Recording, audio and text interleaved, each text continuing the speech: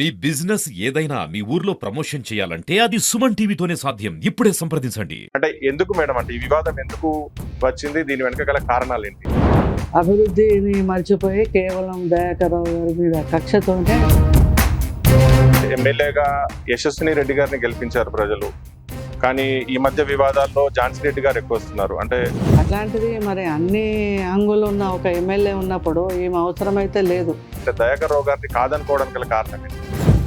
పనిచేసే వాళ్ళకే ప్రజలు ఓట్లేస్తారు, కానీ పనిచేయని వాళ్ళకైతే ఓటేయరు కదా అనే గుడ్డి నమ్మకంతో మేము ముందుకు వెళ్ళినాం. స్థానిక సంస్థల్లో ఇవన్నీ కూడా మీకు అనుకూలంగా ఉండబోతున్నాయా? మా మంచి అనేది మెల్లమెల్లగా చేప కింద నీరులాగా ఇప్పుడు పారుతూనే ఉంది. మీతో ఎలా షేర్ చేసుకున్నారు ఓటమి పాలైనప్పుడు? ఒక్కోసారి విసుకొచ్చి రాజకీయాలతో వైదొలిగితే బాగుండు, ఓ టైంలో ఓడిపోతే కూడా బాగుండు అనుకున్న రోజులు కూడా ఉన్నాయి. ఇప్పుడు పాలకుర్తికి సంబంధించి 3 సార్లు గెలిపించారు. అలాగే కేసీఆర్ గారికి అత్యంత సన్నిహితులు, ఉద్యమంలో చాలా చురుకైన పాత్ర పోషించారు దయాకర్ రావు గారు. అలాంటి నేతను కాదనుకున్నారు పాలకుర్తి ప్రజలు.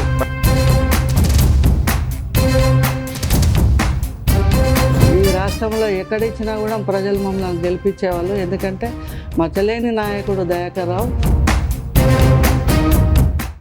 నమస్తే, welcome to Suman TV. Palakurthi, Janagama జిల్లాలోని పాలకుర్తి నియోజకవర్గం అత్యంత సీనియర్ నాయకులు, బీఆర్ఎస్ నేత ఎర్రబెల్లి దయాకర్ రావు గారి హయాంలో ఎంతో అభివృద్ధి చెంది ఎప్పుడు అభివృద్ధి విషయంలో వార్తల్లోకి ఎక్కినటువంటి పాలకుర్తి నియోజకవర్గం ఈ మధ్య వరుస వివాదాల కారణంగా వార్తల్లో నిలుస్తుంది. ఈ మధ్య కాలంలో తెలంగాణ తల్లి విగ్రహ ఆవిష్కరణకు సంబంధించి, అంటే ప్రతిష్టాపనకు సంబంధించి ఇప్పటికే ఉన్నటువంటి తెలంగాణ తల్లి విగ్రహం ఏదైతే ఉందో దాని స్థానం, అంటే రోడ్ వైడనింగ్ లో తీసినటువంటి తెలంగాణ తల్లి విగ్రహ స్థానంలో కొత్త తెలంగాణ తల్లిని విగ్రహాన్ని ప్రతిష్టాపించాలని చెప్పని కాంగ్రెస్ ప్రయత్నించినప్పుడు జరిగినటువంటి వివాదానికి సంబంధించి అసలు ఈ వివాదం ఎందుకు జరిగింది, ఈ వివాదం వెనుకున్నటువంటి కారణాలు ఏంటి, దాన్ని మరి బీఆర్ఎస్ నేతలు, బీఆర్ఎస్ కార్యకర్తలు ఏ విధంగా ఎదుర్కోబోతున్నారనే విషయాలకు సంబంధించి ఈరోజు మనం face to face Dayakar Rao గారి సతీమణి ఎర్రబెల్లి ఉషా దయాకర్ రావు గారు మనతో ఉన్నారు. వారిని అడిగి పూర్తి వివరాలు తెలుసుకుందాం. నమస్తే మేడం. నమస్తే. ఈ మధ్య పాలకుర్తి మళ్ళీ వివాదాల కారణంగా వార్తల్లోకి ఎక్కుతోంది. ముఖ్యంగా ఈ మధ్య అంటే ఇప్పుడు మీరు చెప్తున్నట్టుగా ఇంతకు ముందే, అంటే పాలకుర్తిలోని రాజీవ్ చౌరస్తాలో ఇప్పటికే ఉన్నటువంటి, అంటే తెలంగాణ ఉద్యమ కాలంలో అందరికీ స్ఫూర్తినిచ్చి తెలంగాణ రాష్ట్ర సహకారానికి దోహదం చేసినటువంటి ఆ తెలంగాణ తల్లి విగ్రహ స్థానంలో కాంగ్రెస్ అధికారంలోకి వచ్చిన తర్వాత కొత్తగా రూపురేఖలు మార్చినటువంటి విగ్రహాన్ని ప్రతిష్ఠించాలని చెప్పని కాంగ్రెస్ ప్రయత్నించినప్పుడు వివాదం చెలరేగింది. దాన్ని మీరు అడ్డుకునే ప్రయత్నం చేశారు. అంటే ఎందుకు మేడం, అంటే ఈ వివాదం ఎందుకు వచ్చింది? దీని వెనుక గల కారణాలు ఏంటి? ఏం లేదు, కావాలని రెచ్చగొట్టడం, కార్యకర్తల మీద కేసులు పెట్టడం, వాళ్ళ కుటుంబాలను బజార్కి ఇచ్చడం, అభివృద్ధిని మర్చిపోయి కేవలం దయాకర్ రావు గారి మీద కక్షతోనే ఝాన్సీ రెడ్డి గారు ఒక ఎన్ఆర్ఐ ఉండి ఏ పదవి లేకున్నా కూడా, అర్హత లేకున్నా కూడా, ఎంతమంది ఎన్ని అన్నా కూడా అవేమి వినిపించుకోకుండా ఆమె అరాచకాలు రోజు రోజుకు మరి మితిమీరిపోతూ ఉన్నాయి. ప్రజలు గమనిస్తూ ఉన్నారు. అది మనము రోడ్డు వెడల్పు చేసే క్రమంలో అప్పుడున్న సర్పంచ్, టీఆర్ఎస్ సర్పంచ్ ఏకాంతరావు గారు సమక్షంలో మన తీర్మానం జరిగింది. ఇవి అక్కడ ఒక ఈ విగ్రహం కాదు, ఇంకా చాకలైలమ్మ విగ్రహం, ఇంకేదో 3 విగ్రహాలు ఉంటే అవి తీసి పోలీస్ స్టేషన్లో పెట్టి మళ్ళీ యథావిధిగా మళ్ళీ పెట్టాలనే తీర్మానం చేయడం జరిగింది. మళ్ళీ పెడదామని గద్దెగట్టించి ఇక పెడదామనే క్రమంలో వారికి తెలియగానే రాత్రికి రాత్రి మా కార్యకర్తలని అందరినీ అరెస్ట్ చేసి పోలీస్ స్టేషన్లో పెట్టి అర్ధరాత్రి దాన్ని అక్కడ కూడా పోలీసు వాళ్ళను, వాళ్ళ ముఖ్యమైన లీడర్లు కూర్చోబెట్టి రాత్రి 1 గంటకు విగ్రహ ప్రతిష్ట చేయడం జరిగింది. అంటే ఇంతకు ముందే అక్కడ తెలంగాణ తల్లి విగ్రహం అక్కడ ఉండేది తీర్మానం కూడా జరిగింది. లేదు అప్పటికిప్పటికి రూల్స్ మారిపోయినాయంటే సరే నువ్వు వేరే గద్దె కట్టుకొని పెట్టుకో, నీ విగ్రహం ఎక్కడైనా పెట్టుకో. మా వాళ్ళు అడ్డు రామని కూడా వాళ్ళు చెప్పినారు, మీ ఇష్టం ఎక్కడైనా పెట్టుకోండి, మాది అప్పుడు తీర్మానం జరిగిన క్రమంలో మళ్ళీ యథావిధంగా మేము పెట్టుకుంటాం. పోలీసు వాళ్ళు చెప్పి నమ్మించినారు. పోలీసు వాళ్ళు కూడా మీరు గొడవ చేస్తుంటే వద్దు, మేము ఇరు వర్గాలను కూర్చోబెట్టి మేము తీర్మానం చేస్తాము, యథావిధంగా చేస్తామని చెప్పి వాళ్ళు ఎక్కడోళ్ళు అక్కడ వెళ్ళిపోయిన తర్వాత మళ్ళీ వీళ్ళు స్టార్ట్ చేయగానే మా వాళ్ళు వచ్చి గొడవ చేస్తే కావాలనే వాళ్ళని రెచ్చగొట్టి వాళ్ళే కర్రలు పట్టుకొని మేము కొట్టినామని చెప్పి తీసుకుపోయి పోలీస్ స్టేషన్లో కూర్చోబెట్టి ఈమె స్వయంగా పోలీస్ స్టేషన్కి వెళ్ళి ఒక ఎస్ఐని యూజ్లెస్ పిల్లలని తిట్టి అక్కడ ఉన్న మొత్తం మందిని కేసులు పెట్టండి, అరెస్ట్ చేయండి అని బహిర్గతంగా అందరి ముందు చెప్తే అందరు నవ్వుకున్నారు. మాకు నాలెడ్జ్ లేదని. ఎందుకంటే పోలీస్ స్టేషన్లో ముఖ్య లీడర్లు వెళ్ళినారని మిగతా మామూలు ప్రజలు కానీ మామూలు కార్యకర్తలు కూడా కలవడానికి వెళ్తారు కదా, అక్కడ ఆ ప్రాంగణంలో ఉన్న ప్రతి ఒక్కరిని అరెస్ట్ చేయమని చెప్తా ఉన్నదట. మరి అట్లాంటి అసలు రాజకీయ అంటే ఎందుకు మేడం, అంటే ఎమ్మెల్యేగా యశస్విని రెడ్డి గారిని గెలిపించారు ప్రజలు, కానీ ఈ మధ్య వివాదాల్లో ఝాన్సీ రెడ్డి గారు ఎక్కువ వస్తున్నారు. అంటే అధికారం యశస్విని రెడ్డి అయినప్పుడు ఆజమాయిషి మాత్రం వాళ్ళ అత్తగారిది ఉంటుందని చెప్పని కూడా మీరు చాలా సార్లు ఆరోపించారు. దీని వెనుక కారణం ఏంటంటే ఆమె ముందుకు రావడానికి గల కారణాలు ఏంటి? మామూలుగా ఇప్పుడు స్థానిక సంస్థల్లో చదువురాని భార్యలు నిలబడితే భర్తలు పెత్తనం జలాయిస్తేనే మనం ఊరుకోము. అట్లాంటిది మరి అన్ని అంగులు ఉన్న ఒక ఎమ్మెల్యే ఉన్నప్పుడు ఏం అవసరమైతే లేదు. సరే, కోడల్ని గెలిపించడం అయిపోయింది, ఎక్కువ అభివృద్ధి చేసి చూపెట్టండి, మేము కూడా మీకు సహకరిస్తాం.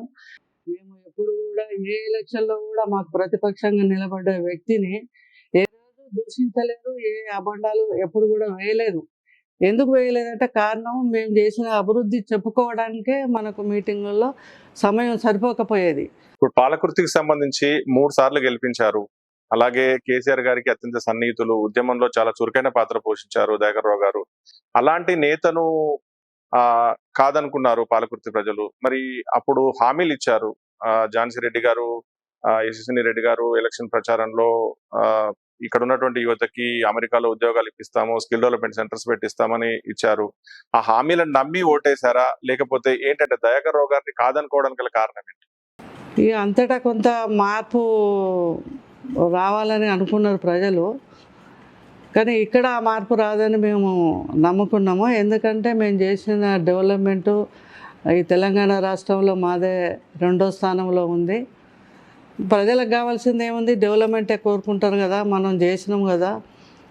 పని చేసే వాళ్ళకే ప్రజలు ఓట్లేస్తారు కానీ పని చేయని వాళ్ళకైతే ఓటేయరు కదా అనే గుడ్డి నమ్మకంతో మేము ముందుకు వెళ్ళినాం. పాలకుర్తిలే కాక ఎక్కడ ఏ జనగాంలో కానీ దరిదాపులా ఈ రాష్ట్రంలో ఎక్కడిచ్చినా కూడా ప్రజలు మమ్మల్ని గెలిపించేవాళ్ళు. ఎందుకంటే మచ్చలేని నాయకుడు దయాకర్రావు ఓడిపోకుండా ఒక 6 సార్ల ఎమ్మెల్యే, ఒకసారి ఎంపీగా, పార్టీ ప్రెసిడెంట్గా ఒక 5 సార్ల జిల్లా పార్టీ ప్రెసిడెంట్గా పనిచేసినారు. మచ్చలేని నాయకుడు ఎక్కడ కూడా భూ కబ్జాలు కానీ, ఎక్కడన్నా లంచాలు తీసుకునే విషయంలో కానీ, ఎక్కడ ఎవరిని కూడా ఇట్లా పోలీస్ స్టేషన్లో పెట్టి బాధలు పెట్టడం కానీ, హత్యా రాజకీయాలు కానీ మాకు ఎలాంటివి కూడా తెలియదు. ఒక తెల్ల కాగితం లాంటి జీవితం మాది. మీరు కూడా అంటే రాజకీయాల్లో చురుకైన పాత్ర పోషిస్తున్నారు. ఇప్పుడు దయాకర్రావు గారికి వెంటుంటున్నారు. అంత గొప్ప నాయకుడు, ఇన్నిసార్లు గెలిపించినటువంటి ప్రజలకు ఎంతో సేవ చేశారు. కానీ ఈ కాలంలో అనూహ్యంగా అధికారంలోకి వచ్చినటువంటి కాంగ్రెస్ పార్టీ అంటే వివాదాలు చూసుకుంటే ఆ మధ్య కాలంలో అంబేద్కర్ విగ్రహానికి పూలమాల వేసేటప్పుడు కూడా దయాకర్రావు గారిని అడ్డుకున్నారు. అంటారు కదా, కొత్త బుచ్చగాడు పొద్దెరగాడు అనే లాగా కొత్తగా రాజకీయాలు వచ్చినాయి. మనకు 1000 కోట్లు ఉన్నా మనల్ని ఎవరు కూడా లెక్క చేయరు. డబ్బులు లెక్క కాదు, ఒక పవరు. ఆ పవర్ని చూసి వాళ్ళకి ఏం చేయాలనో అర్థమవుతలేదు. అందుకని వాళ్ళకి గైడెన్స్ ఇచ్చేవాళ్ళు మరి వాళ్ళకి తెలియదా, మరి గుడ్డిగా గైడెన్స్ ఇచ్చే వాళ్ళని నమ్ముకొని ఈ విధంగా చెడ్డ పేరు తెచ్చుకుంటున్నారా నాకైతే అర్థం కాదు. కానీ తను బాగా మంచి చేస్తున్నా అని అనుకుంటుంది, కానీ ప్రజల లోపలికి ఏ విధంగా నీ గురించి కానీ దయాకర్రావు గారి గురించి కానీ ఏ విధంగా అనుకుంటున్నా మీరే సర్వే చేయించుకోండి. మంచిగా చేయండి పరిపాలన, మాకన్నా ఎక్కువ చేయండి, మాకేం బాధ లేదు. మాకేం రాజకీయాలు ఎవరికి స్వాస్థం కాదు, గెలుపోవటములు సహజం, అవి దానికి బాధపడట్లేదు. ఇంకా మీరే చేయండి, మీరు 5-6 ఏళ్ళు చేయండి, వద్దంటలేము. మేమే కావాలని ఏం లేదు. మీరు ఎక్కడ వాళ్ళని అడ్డుకోవట్లేదంట. మీరు వాళ్ళ ప్రజలు మీకు అవకాశం ఇచ్చారు, మీకు చేతనైందా మీరు చేయండి, మీరు ఇచ్చిన హామీలను నిలబెట్టండి, మేమేం అడ్డుపడట్లేదని మాత్రం మీరు వాళ్ళకి భరోసా ఇస్తున్నారు. కానీ వాళ్ళే అనవసరంగా రెచ్చగొడతా ఉన్నారు. కేవలం కక్ష సాధింపు. తెల్లారితే ఎలక్షన్ అనగా మాకు తెలియని కూడా గాడ్ ప్రామిస్ చెప్తున్నాను, మాకు తెలియని కూడా తెలియదు. మేము తెల్లారి వాట్సాప్లో చూసేంత వరకు మాకు తెలియదు. ఝాన్సీ రెడ్డి గారు ఇక్కడ ఉండొద్దు, ఆమెను పంపించేయాలి, ఎందుకంటే ఒక ఎన్ఆర్ఐ కదా, అవుట వాళ్ళు ఉండకూడదని పంపిస్తున్నారు, అట్లాంటిది ఒక ఎన్ఆర్ఐ ఇక్కడ ఎట్లా ఉంటుందని అంతకుముందు అనుకున్నాం. కానీ ఇక వద్దు, వదిలిపెట్టేయాలి, ఏమన్నా చేసుకొని అనవసరంగా ఎందుకు అని అనుకొని ఎవరు ఎంత చెప్పినా మేము వద్దనుకొని ఊరుకున్నాం.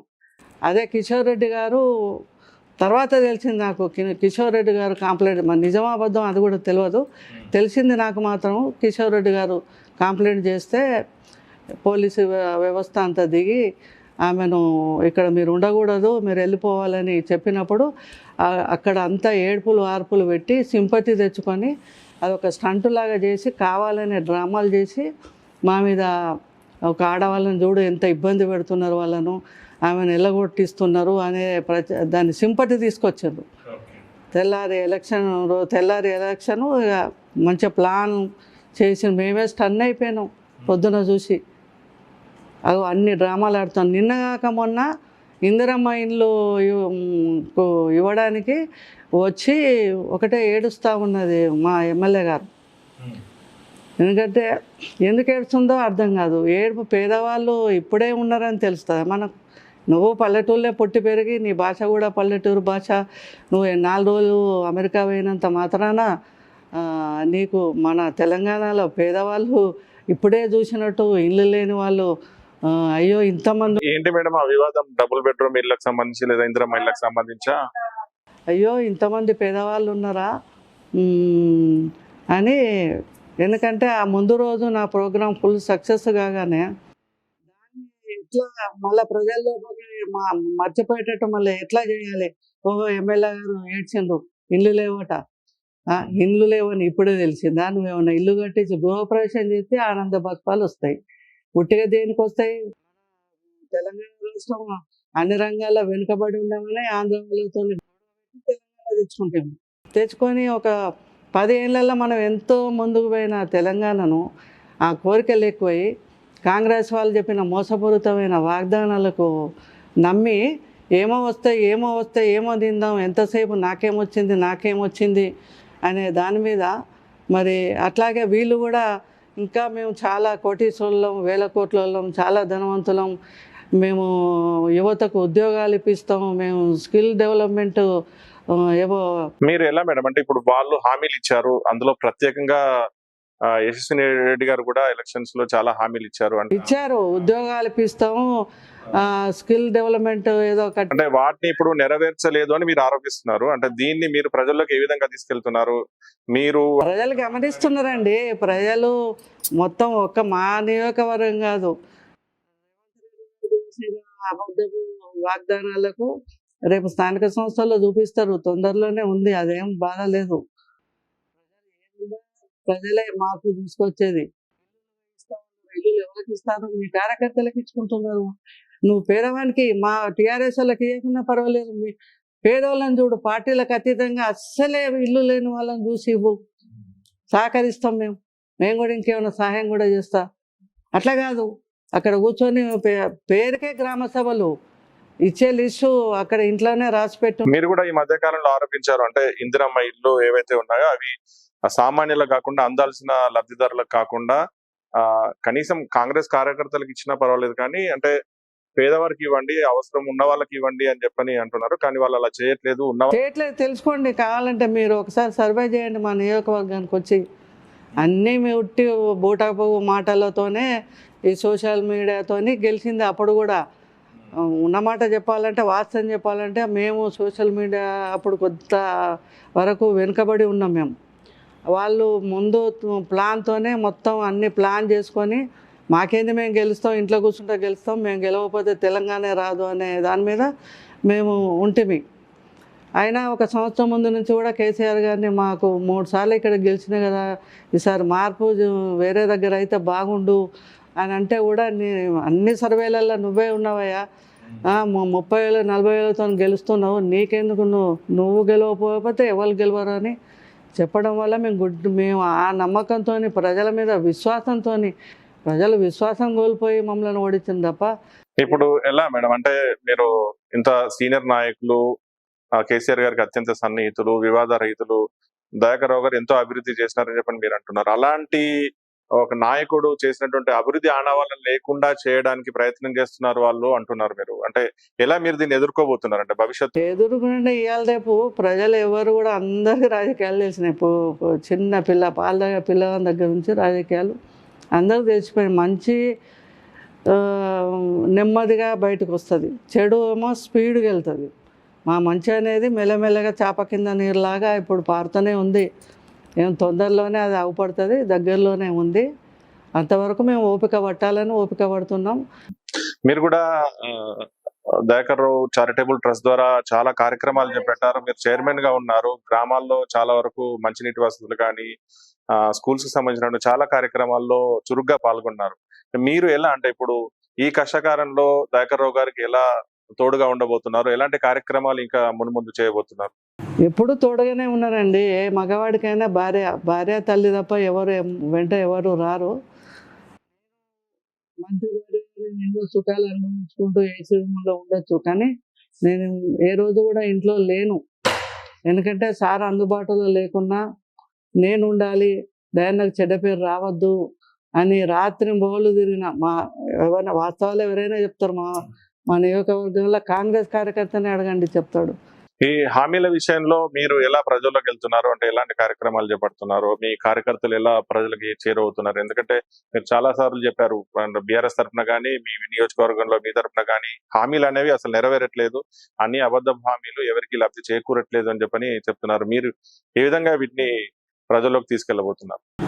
ప్రజల్లోకి ఇప్పుడు స్థానిక సంస్థల్లో మొత్తం తిరుగుతాం, గడప గడప తిరుగుతాం. అప్పుడు మేమేం చేసినామో చెప్తాం. ఇప్పుడు వాళ్ళు చెప్పిన వాగ్దానాలు ఒకటన్నా నెరవేరిందా, ఏమి ఇచ్చినారు వాళ్ళకి తెలుసు కదా. వాళ్ళకి స్థానిక సంస్థల్లో ఇవన్నీ కూడా మీకు అనుకూలంగా ఉండబోతున్నాయా? తప్పకుండా. నేను సంవత్సరం నుంచి దాదాపు నేను అన్యాయంగా మమ్మల్ని ప్రజలు ఎందుకు ఈ తీర్పు ఇచ్చిండ్రు అనే విషయంలోనే నేను చాలా బాధపడి కొంత దూరం ఉన్న వాస్తవం. కానీ నేను స్థానిక సంస్థల్లో రంగప్రవేశం చేయాలి. మాకు జరిగిన అన్యాయం కానీ ఈ గవర్నమెంట్ చేసే మోసాల గురించి కానీ ప్రజలకు గడప గడపకు తిరిగి చెప్పాలి. మీరు దాదాపు 6 మండలాల కార్యకర్తలంతా మీ వెంట వచ్చారు. మీరు కూడా కొద్దిగా అస్వస్థ గురయ్యారు. అప్పుడు నిరసన కార్యక్రమాలు పెద్ద ఎత్తున చేపట్టారు. మీకు ఏమనిపిస్తుంది? అంటే అధికారంలో ఉన్నప్పటికంటే ఈ టైంలో మీ వెంట కార్యకర్తలు మీకు అండగా నిలబడడం మీకు ఎలా అనిపిస్తుంది? అప్పుడు అందరు వస్తారండి, అధికారం ఉన్నా. ఇప్పుడు మామూలుగా మనకు డబ్బులు ఉన్నా బెల్లం చుట్టూ ఈగలు అందరు ఉంటారు. అది లెక్కలోకి రానే రాదు నిజం చెప్పాలంటే. ఇప్పుడు మన కష్ట సమయంలో మనకు మన కుటుంబంలో కానీ బయట రాజకీయ వ్యవస్థలో కానీ మన వెంబడి ఉన్నాడే రేపటి నిజమైన కార్యకర్త. అంటే ప్రజలు గ్రహించారనుకుంటున్నారా మీరు? అంటే దయాకర్ రావు గారి హయాంలో చేసినటువంటి అభివృద్ధి, ఇప్పుడు ఏవైతే హామీలు అమలు కానీ ఈ విషయం, ఇవన్నీ అంటే ప్రజలు గ్రహించి మీ వెంట మళ్ళీ వస్తారనే నమ్మకం మీకు? తప్పకుండా. ఇంత తొందరగా మార్పు వస్తుందని మేము కూడా అనుకోలేదు. ఎంత గ్రహించినా కానీ కొంత అధికారులు ఇంకేమన్నా వస్తాయేమో. రేపు నేను ఇటు తిరిగితే నాకు ఇల్లు ఇస్తారో ఇయ్యరో, లేకపోతే నాకు పెన్షన్ బంద్ పెడతారో, లేకపోతే నాకు రేషన్ కార్డు ఇస్తారో ఇవ్వరో, ఏమొస్తాయో, ఏం తిందాం ఉందాం. గోడ మీద పిల్లలు చాలామంది ఉంటారు, అన్ని పార్టీల కోవట్టులు ఉంటారు, వెన్నుపోట్లదారులు ఉంటారు. వీళ్ళందరితోనే మేము ఓడిపోయింది. కోవట్టుల ద్వారా, వెన్నుపోట్ల ద్వారా డబ్బుకు అమ్ముడు పోయి అటు ఇటు 4 దిక్కుల తిని ఇట్లా ఉంది ఈ రాజకీయ వ్యవస్థ. దీన్ని మార్చాలంటే ఇప్పుడు యువత ముందుకు రావాలి. దయాకర్ రావు గారు కూడా అంటే దాదాపు 6 సార్లు ఎమ్మెల్యేగా చేశారు, ఒకసారి లోక్సభ కూడా ప్రాతినిధ్యం వహించారు. ఇన్ని పర్యాయాలు ఎమ్మెల్యేగా చేసి మంత్రి పదవి ఉండి ఎన్నో ఆస్తులు కూడా పెట్టుకోవచ్చు, కానీ మీరు చాలా సార్లు చెప్పారు మాకు ఎలాంటి ఆస్తులు లేవు, మేము ఎక్కడ అధికారాన్ని దుర్వినియోగం చేయలేదని. అసలు ఇప్పటికీ కూడా ఎవరు వచ్చినా కూడా మాకేమున్నాయో మేము చూపిస్తాము. మా చుట్టాల పేరు మీద ఉన్నాయా, లేకపోతే మా కొడుకు బిడ్డల పేరు మీద ఉన్నాయా, మీరే ఉంటా మాకు ఆస్తి ఇంత రాసి ఇచ్చిపోతారు కూడా. అయ్యో నమ్మలేని నిజాల ఇదొకటి. నాయకుడు దోకడు ఉండడం నా అదృష్టమా దురదృష్టమా అనేది కూడా నేను తెలుసుకోలేను. ఎందుకంటే ఎన్ని సుఖాలు పడతామో అన్ని కష్టాలు కూడా పడతాం, అంత వ్యధ కూడా ఉంటుంది. మీతో ఎలా షేర్ చేసుకున్నారు ఓటమి పాలైనప్పుడు? అంత మంచి నాయకుడు, ప్రజల మనిషి ఒకేసారి అకస్మాత్తుగా అంటే ఓటమికి గురవడం, ఓటమి చవి చూడని నేత ఒకేసారి ఓటమి గురి కావడం చాలా కష్టమైంది తట్టుకోవడము. చాలా అంటే చాలా, అది చెప్పరాదు, వర్ణనాతీతము. గెలుపోవటములు సహజం. ఒక్కోసారి విసుకొచ్చి రాజకీయాలతోని వైదొలిగితే బాగుండు, ఓ టైంలో ఓడిపోతే కూడా బాగుండు అనుకున్న రోజులు కూడా ఉన్నాయి. ఎలా అంటే మీరు ఎలా చూస్తున్నారు ఇప్పుడు రాజకీయాల్ని దగ్గరగా అధికారంలో ఉన్నప్పటికంటే ప్రతిపక్షంలో ఉన్నప్పుడు? అంటే ఇప్పుడు మీరు అధికారం కోల్పోయిన తర్వాత పాలకుర్తి రాజకీయాల్ని చాలా దగ్గరగా చూస్తున్నారు. అందులో యశస్విని రెడ్డి గారు అలాగే వారి అత్త ఝాన్సీ రెడ్డి గారు ఇద్దరు కూడా చురుకుగా ఆ గ్రామ స్థాయిలో నియోజకవర్గంలో ఉంటున్నారు. కొన్నిసార్లు వివాదాలు మీకు వాళ్ళకి మధ్యలో వస్తున్నాయి. ఈ సందర్భంలో అంటే మీకు ఏమనిపిస్తుంది? మీరు ఎలా రాజకీయాల్ని అవగతం చేసుకుంటున్నారు? అవగతం చేసుకున్నా అంటే మనం చాలా తప్పు చేసినాము. అప్పుడు చెప్పేవాళ్ళు దయాన్ని అన్నిటికీ ఓపిక పట్టాలి అంటాడు, ఏది గొడవలు వద్దంటాడు, ఇట్లా ఏది కేసులు పెట్టొద్దు అంటాడు అని మా వాళ్ళు ఇప్పుడు మమ్మలను దయాన్ని అప్పుడు ఎట్లా ఇప్పుడు వాళ్ళు ఎట్లా చేస్తున్నారు మరి ఇప్పుడు అన్ని గుర్తు చేస్తూ ఉన్నారు.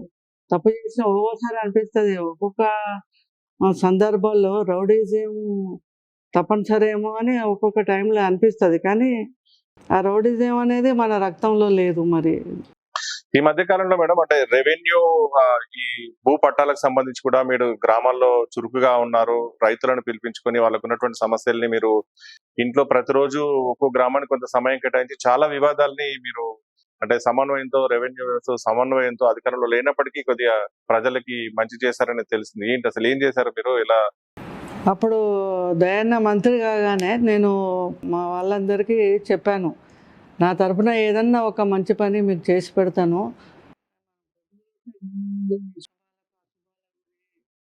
టైం అంతా వేస్ట్, ఏదన్నా ఒక ప్రాబ్లం చెప్పండి, నేను దాని వెంట పడతా. పాస్బుక్లు రాక చాలామంది మన ఇంటికి తిరిగిపోతూ ఉంటే వాళ్ళ బాధలు, పేదవాని బాధ చూడలేక నేను ఒకటి దాన్ని తీసుకొని ఎంఆర్ఓ ఆఫీస్కి పోకుండా ఎంఆర్ఓ గారిని మండల ఆఫీస్ కానీ లేకపోతే క్యాంప్ ఆఫీస్ కానీ మన వ్యవస్థ అందరిని మన దగ్గరికే పిలిపించుకొని మొత్తం డప్పు చాటింపు చేసి రోజు 2-3 గ్రామాలు రైతులందరూ రావాలి, వస్తే వాస్తవాలు ఏందనేది తెలుస్తుంది. ఎంబడే నువ్వు కరెక్ట్ చెప్తున్నావా రాంగ్ చెప్తున్నావా అనేది వెంటనే ప్రాబ్లం సాల్వ్ అవుతుంది అని అంటే అప్పుడు రైతులందరూ వచ్చిండ్రు. వస్తే ఎంఆర్ఓ గారు అడిగేది, ఈయన చెప్పేది నిజమేనా, ఇది అబద్ధమా? అక్కడ ఉన్న 10 మంది రైతులు నన్ను అడిగేది, కరెక్టే సార్, తప్పు అయితే తప్పు అని చెప్పేవాళ్ళు, ఇది కాదు సార్ ఈయన రాంగ్ చెప్తాడు అని. ఇక కరెక్టే సార్, ఈయన అర్హుడే, ఈయనకు పాస్బుక్ ఇవ్వాల్సిందే, వాస్తవమే అని చెప్పగానే ఇమీడియట్లీ మేము అక్కడిదక్కడనే ప్రతి గ్రామాల వాళ్ళ రైతులను పిలిచి నేను 1000 మందికి పాస్బుక్లు ఇప్పించిన. సుధాకర్ రావు గారు కూడా అధికారంలో ఉన్నారు, మంత్రిగా పనిచేశారు, చాలా పర్యాలు ఎమ్మెల్యేగా ఉన్నారు. ఎంతో మంది అధికారులు మీతో పనిచేసి ఉంటారు. అంటే అప్పటికి ఇప్పటికి తేడా ఏంటంటే ఇప్పుడు ఉన్నటువంటి మీ నియోజకవర్గంలో పాలనలో అధికారుల పట్ల అంటే ఎలాంటి వ్యత్యాసం ఉంది అప్పటికి ఇప్పటికి? అప్పటి పాలన వేరు అండి, ఇప్పటి పాలన వేరు. అప్పుడు మనం ఏ సంక్షేమ పథకమైనా ప్రజలందరికీ ఇచ్చినాం కదా, తేడా చూడలే కదా. ఇక గొడవలు ఎందుకైతే అందరు సమానమే కదా. ఎందుకంటే తెలంగాణ తెచ్చుకున్నాం, తెలంగాణలో ఉన్న ప్రజలందరూ మమ్మీ అందరికి ఇచ్చిండు, ఈ పార్టీ అని లేదు ఆ పార్టీ అని లేదు, మీకు కూడా తెలుసు కదా. ఇప్పుడేమో కేవలం కాంగ్రెస్ కార్యకర్తలకేనట. ముఖ్యంగా వ్యవస్థలు అంటే మీరు అప్పుడప్పుడు ఆరోపిస్తున్నారు, వ్యవస్థలే నిర్వీర్యం చేస్తున్నారు, వాళ్ళ చేతుల్లో పెట్టుకుంటున్నారు, రెవెన్యూ కానీ పోలీస్ కానీ ఇలాంటి వాళ్ళు. ఇప్పుడు పోలీసు వ్యవస్థ అయితే ఎన్నో అవమానాలు పడుతున్నారు. మొన్న పోలీస్ స్టేషన్కి పోయే ఎస్ఐని యూజ్లెస్ ఫెలో అన్నది. నిన్నేమో యశస్విని రెడ్డి చదువుకునే ఆడపిల్లలందరూ స్కూటీ ఇస్తా అని చెప్పి ఇవ్వకుండా ఆమె స్కూటీ మీద షో చేసుకుంటూ ఆమె మా వెనక అప్పుడు మా చిన్నప్పుడు మేము ఎడ్ల బండి మీద పోతే మా వెనక చాకలైన వచ్చేది వెంబడి. అట్లా ఇప్పుడు ఆ పోలీసులను అట్లా ఆమె వెనక పరిగెడుతూ ఉన్నది. ఒక మహిళ పోలీసును ఆమె ఎంత ఇబ్బంది పడుతుంది, ఆమె ఎంత బాధపడుతుంది. నువ్వు స్కూటీ మీద వెళ్తా అంటే వెనక ఆమె పరిగెత్తుకుంటూ రావాలా? ఆమె ఆత్మాభిమానం దెబ్బతిన్నదా? మేడం అంటే రాజకీయాలకు ముందు మీకు వ్యక్తిగతంగా ఝాన్సీ రెడ్డి గారితో కానీ యశస్విని రెడ్డి గారితో కానీ పరిచయం ఉంది, అలాగే మీరు చాలా కార్యక్రమాల్లో పాల్గొనేవారు, మీకు సాన్నిహిత్యం ఉందనేది అది తెలుసు. అంటే అప్పుడు ఎలా ఉండేది, ఇప్పుడు ఎలా ఉండేది మీ ఇద్దరి మధ్యలో? సార్ ఇప్పుడు అమెరికా వెళ్ళినట్టు అప్పుడు కూడా సంవత్సరానికి ఒకసారి అమెరికా వెళ్ళినప్పుడు అప్పుడు మన ట్రస్ట్ కానీ లేకపోతే మన ఎన్జిఓకు ఇంకా సంస్థలకు డొనేట్ చేయమని వాళ్ళ దగ్గర డొనేషన్లు ఇప్పించేవాళ్ళు. అదే క్రమంలో అప్పుడు ఝాన్సీ రెడ్డి నాకు కొద్ది ఐడియా ఉన్నది. నాకు ఎంజిఎంకి ఏదో డబ్బులు ఇప్పించినట్టున్నారు, ఇచ్చినట్టుంది. తర్వాత తొర్రూరులో ఏదో హాస్పిటల్ మాకు పరిచయం లేకముందే హాస్పిటల్ కట్టించిందో ఏం చేసిందో నాకు అంతగా తెలియదు క్లియర్గా. నాకెప్పుడు పరిచయం అంటే లాస్ట్ టైము ఆమె ఇంకో 1 year ఎలక్షన్ ఉన్నదనగా అమెరికా వెళ్ళే ముందు మా వారు డిన్నర్ పిలిచినారు. అప్పుడు నేను చూసిన. అంతకుముందు నాకు తెలియదు, అంతగా తెలియదు, చూడలేదు, పేరు కూడా తెలియదు, వాళ్ళ కోడలైతే అసలే తెలియదు. మీరు అంటే ఎలక్షన్ లో ఇప్పుడు మీరు ఓడిపోయిన తర్వాత వాళ్ళు గెలిచిన తర్వాత ఎప్పుడైనా కలిసారా మధ్యలో ఎప్పుడైనా? ఇప్పుడు కూడా కలవలేదు. ఏదో ఫంక్షన్లో కలిసి నమస్తే అన్నది, నమస్తే అన్న. మన ఓటింగ్ అవుతుంటా కూడా యశస్విని రెడ్డి అప్పుడే చూసిన నేను ఆ పిల్లను, కూడా మంచిగా పలకరించింది, సంతోషమే. అట్లా ఉండాలి. రాజకీయాల్ని పక్కన పెడితే అంటే ఒక చిన్న వయసులో ఆమె ఎమ్మెల్యేగా ఎన్నికారు, ఒక అంటే సాటి మహిళగా ఆమెకు మీరు ఎలాంటి సూచనలు ఇస్తారు? చాలా సంతోషం, అంత చిన్న వయసులో ఆమె ఎమ్మెల్యే అవడం. నా బిడ్డ అయితే ఎంత సంతోషమో నాకు కూడా సంతోషమే. చెయ్యి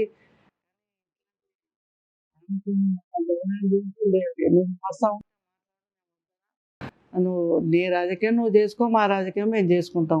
పాలకుర్తిలో డబ్బుల రాజకీయం పనిచేసిందంటారా? అంటే డబ్బులు బాగా ఖర్చు అయిందని చెప్పని రాష్ట్రం అంతా ప్రచారం జరిగింది. అప్పుడు అంటే నిజంగా డబ్బు ఆ ప్రభావం చూపించిందంటారా? అందరినీ రాత్రికి రాత్రి ఫోన్ పేలు, ఈ పేలు, ఆ పేలు, మొత్తం ప్రచారం, డబ్బు డబ్బు డబ్బే ప్రచారం. ఇంకా ఏది పని చేయలేదు.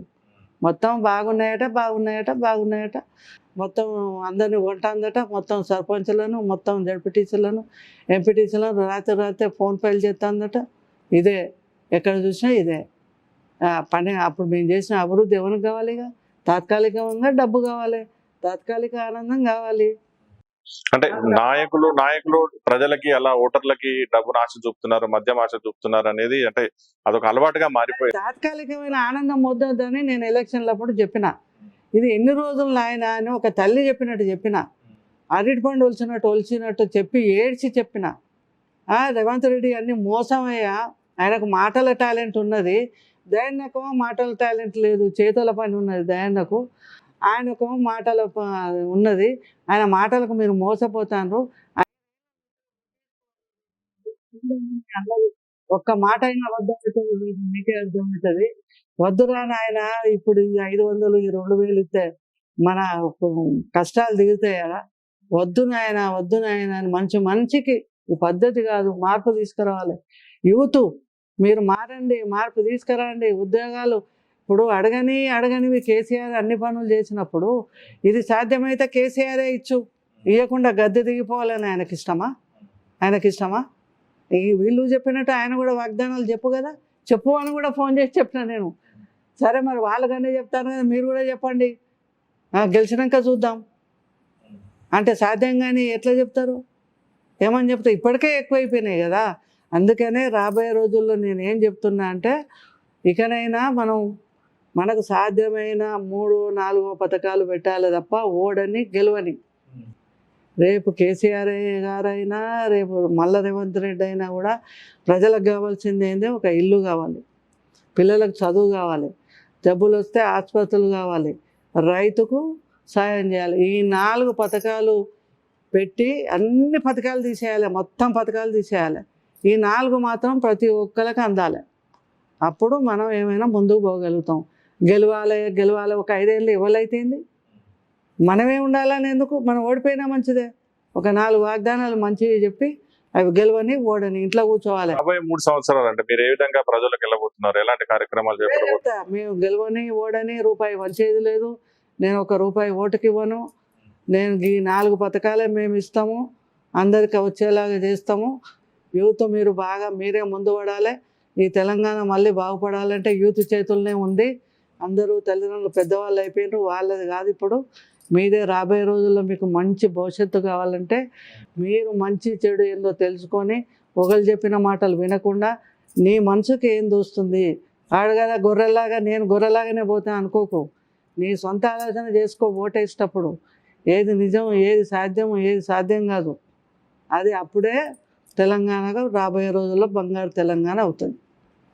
చూసారుగా, ఇది మాజీ మంత్రి ఎర్రబెల్లి దయాకర్ రావు గారి సతీమణి ఉషా దయాకర్ రావు గారి అభిప్రాయం. ఈ మధ్య కాలంలో పాలకుర్తిలో వరుస వివాదాల నేపథ్యంలో వారి అభిప్రాయం ప్రకారం కేవలం అధికారం ఉంది కదా అని చెప్పిన అధికారం అడ్డు పెట్టుకుని వారు కక్ష సాధింపు రాజకీయాలు చేస్తున్నారు, అంతేగాని ప్రజల వైపు ఆలోచించట్లేదు. కానీ ఒక చిన్న వయసులో ఎమ్మెల్యేగా ఎదిగినటువంటి యశస్విని రెడ్డికి చాలా మంచి భవిష్యత్తు ఉందని, ఆమె ప్రజల కోసం కార్యక్రమాలు చేపడితే మేము సహకరిస్తాము, అందులో ఎలాంటి రాజకీయాలు చేయమని చెప్పి ఆమె చెప్తున్నారు. అంటే ఎందుకు మేడం, అంటే ఈ వివాదం ఎందుకు వచ్చింది, దీని వెనుక గల కారణాలు ఏంటి? అభివృద్ధిని మర్చిపోయి కేవలం దయాకర్ రావు గారి మీద కక్షతోనే ఎమ్మెల్యేగా యశస్విని రెడ్డి గారిని గెలిపించారు ప్రజలు, కానీ ఈ మధ్య వివాదాల్లో ఝాన్సీ రెడ్డి గారు ఎక్కువ వస్తున్నారు. అంటే అట్లాంటిది మరి అన్ని అంగులు ఉన్న ఒక ఎమ్మెల్యే ఉన్నప్పుడు ఏం అవసరమైతే లేదు. దయాకర్ రావు గారిని కాదనుకోవడానికి గల కారణం ఏంటి? పనిచేసే వాళ్ళకే ప్రజలు ఓట్లేస్తారు, కానీ పనిచేయని వాళ్ళకైతే ఓటేయరు కదా అనే గుడ్డి నమ్మకంతో మేము ముందుకు వెళ్ళినాం. స్థానిక సంస్థల్లో ఇవన్నీ కూడా మీకు అనుకూలంగా ఉండబోతున్నాయా? మా మంచి అనేది మెల్లమెల్లగా చేప కింద నీరులాగా ఇప్పుడు పారుతూనే ఉంది. మీతో ఎలా షేర్ చేసుకున్నారు ఓటమి పాలైనప్పుడు? ఒక్కోసారి విసుకొచ్చి రాజకీయాలతో వైదొలితే బాగుండు, ఓ టైంలో ఓడిపోతే కూడా బాగుండు అనుకున్న రోజులు కూడా ఉన్నాయి. ఇప్పుడు పాలకుర్తికి సంబంధించి 3 సార్లు గెలిపించారు. అలాగే కేసీఆర్ గారికి అత్యంత సన్నిహితులు, ఉద్యమంలో చాలా చురుకైన పాత్ర పోషించారు దయాకర్ రావు గారు. అలాంటి నేతను కాదనుకున్నారు పాలకుర్తి ప్రజలు.